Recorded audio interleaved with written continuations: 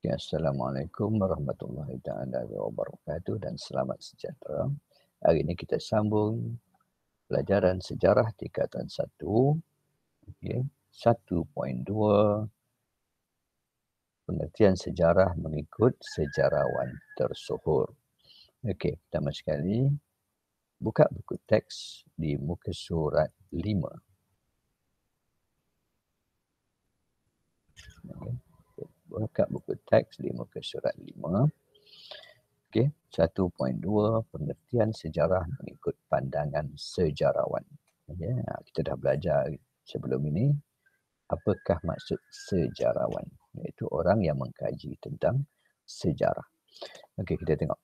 Kita juga boleh mengetahui dengan lebih mendalam pengertian sejarah mengikut pandangan beberapa orang sejarawan tersohor. Okey, siapa dia? Okey, Herodotus, E.H. Carr, Ibn Khaldun, Ku Kei Kim, Muhammad Yusuf Ibrahim. Siapa dia Herodotus? Okay. Sejarawan yang mula menggunakan perkataan sejarah ataupun historia yang bermaksud penyelidikan atau penyiasatan terhadap peristiwa silam maupun sezaman. Karyanya yang terkenal ialah Histories atau Sejarah Perang Parsi, The Persian War. Karyanya ini ditulis berdasarkan kajiannya terhadap peristiwa yang benar berlaku. Okay. Herodotus. Apa yang dia kata? Penceritaan tentang tindakan manusia yang penting dan mengagumkan serta sebab berlakunya sesuatu peristiwa. Jadi dia, Herodotus ni adalah sejarawan pada zaman Greek dulu. Okay. Jadi dia mengkaji tentang peristiwa. Kalau kita tengok buku ni dia kata sejarah perang Parsi. Maknanya dia mengkaji tentang peristiwa perang. Itu perang Parsi di mana dia kata penceritaan tentang tindakan manusia. Apa yang manusia buat, okay, dan mengagumkan serta sebab berlaku satu peristiwa. Dia kaji mengapa manusia melakukan tindakan itu dan sebab kenapa. Apa manusia buat dan sebab kenapa manusia buat. Itu adalah kajian dia tentang sejarah. Okay, tokoh yang kedua ialah E.H. Carr. Okay, E.H. Carr. Sejarah merupakan tindak balas pembaca terhadap penulisan sejarah, iaitu fakta-fakta yang ditulis oleh sejarawan. Okay, sejarah merupakan tindak balas pembaca terhadap penulisan sejarah, iaitu fakta-fakta yang ditulis oleh sejarawan. Karyanya yang terkenal ialah What is History. Jadi kisah yang dikata sejarah ni dia tidak ada makna jika orang yang membaca sejarah ataupun pengkaji sejarah tidak ada tindakan, tidak ada tindak balas, tidak ada reaksi.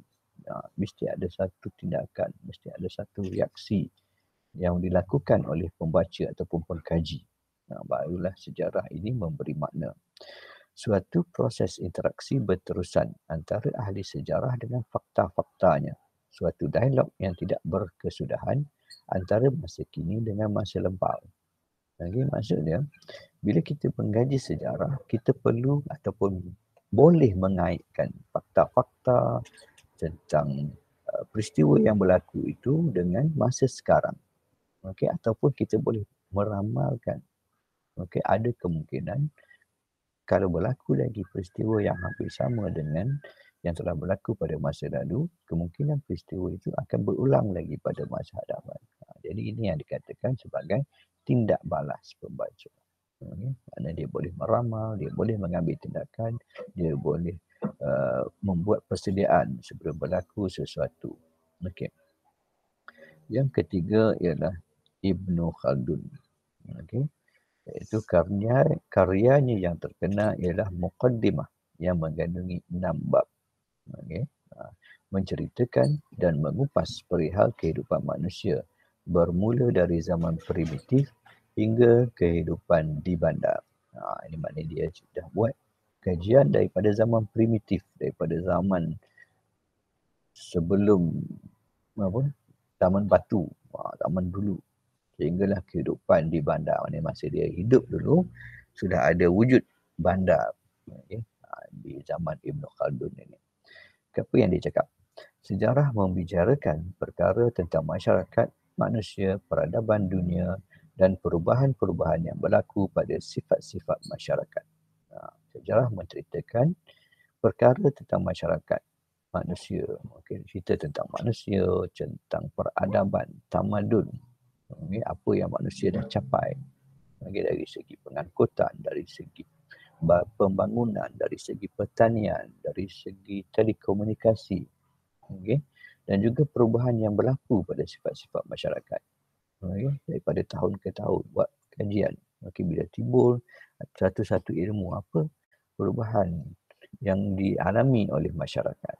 Okay, itu yang dikaji oleh Ibn Khaldun. Okay, yang lebih dekat dengan kita ada dua tokoh di sini. Ini daripada negara kita sendiri. Yang pertama ialah Profesor Khoo Kay Kim, seorang sejarawan tersohor yang juga merupakan pensyarah di Universiti Malaya. Sejarah merujuk kepada apa-apa yang pernah atau sudah berlaku. Ini memang kita dah tahu tadi. Itu. Sejarah mendorong kita lebih memahami apa-apa yang berlaku pada masa kini. Kita kena faham apa yang berlaku pada masa kini berdasarkan apa yang sudah berlaku kepada masa depan. Masa lepas. Jadi, itu adalah kajian tentang tindak balas pembaca sebagaimana E.H. Carr tadi. Di samping menjamin kesilapan yang sama tidak berulang. Tak bolehlah kita nak jamin kesilapan tidak berulang. Tapi sekurang-kurangnya kita boleh belajar dan cuba mengelakkan kesilapan. Okay, daripada berulang. Sejarah ialah ibu kepada semua bidang. Sebab apa dia cakap ibu kepada semua bidang? Sebab dia adalah sejarawan. Kalau tanya saintis, dia mungkin cerita lain lah pula. Okay. Okay. Tokoh yang kelima ialah Muhammad Yusuf Ibrahim. Okay. Iaitu seorang sejarawan tempatan yang mengkaji tentang ilmu dan disiplin sejarah. Antara karya beliau yang terkenal termasuklah Sejarawan dan Persejarahan Melayu, Tradisi dan Transformasi. Dia ada buku lah. Okay. Saudara Muhammad Yusuf Ibrahim. Apa yang dia cakap? Sejarah ialah masa lalu itu sendiri. Sejarah juga merupakan catatan ataupun rekod tentang sesuatu peristiwa yang berlaku pada suatu masa yang lalu. Okey. Jadi ada 5 tokoh sejarawan yang tersohor. Jadi kesimpulan yang boleh kita buat apa? Jelaslah kepada kita bahawa pengertian sejarah dari aspek bahasa dan pandangan sejarawan merujuk tentang masyarakat. Okay, bukan seorang-seorang saja, tapi masyarakat dan peristiwa masa lalu. Okay, yang diperoleh berdasarkan bukti. Mesti ada bukti. Okay, cakap mulut saja tidak dikira sebagai sejarah. Sejarah mampu memberikan teladan dan pengajaran. Kita mesti ambil iktibar daripada sejarah. Bukan kita belajar untuk lulus periksa lepas tu kita lupakan. Tapi memberi teladan, pengajaran kepada kita. Okey, jadi itu dia tentang 1.2 pengertian sejarah mengikut pandangan sejarawan. Okey, jadi sebagaimana sebelum ini, selepas sesi pengajaran, kita perlu buat sedikit latihan dalam buku nota.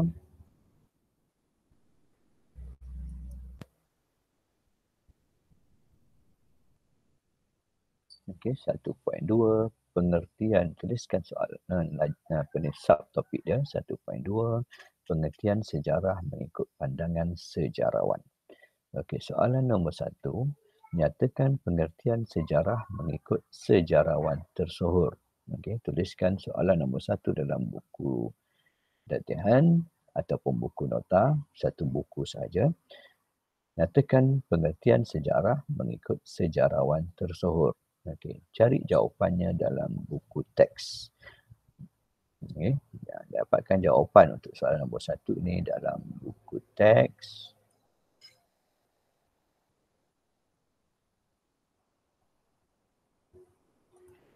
Okey, jadi itu saja 1.2, pelajaran 1.2. Jika ada sebarang masalah, bolehkah diajukan dalam WhatsApp kelas. Okey. Jadi sekian dulu. Assalamualaikum warahmatullahi wabarakatuh. Selamat sejahtera dan stay safe.